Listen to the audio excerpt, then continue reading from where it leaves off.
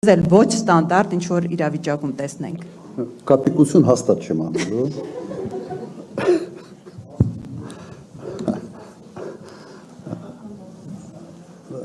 Նայեք, իդեպ հասկանում եմ, որ սոցցանցային աշխարհում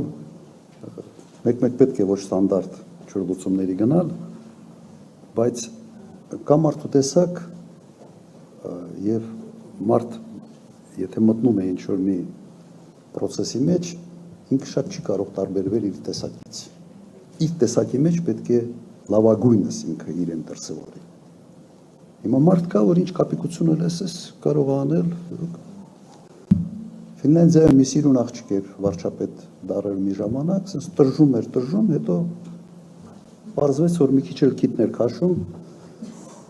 հետո գործից հրաժարական տվեց։ Բայց շատ սիրուն աղջիկ էր։ Հիմա ինչու մասին է խոսքը։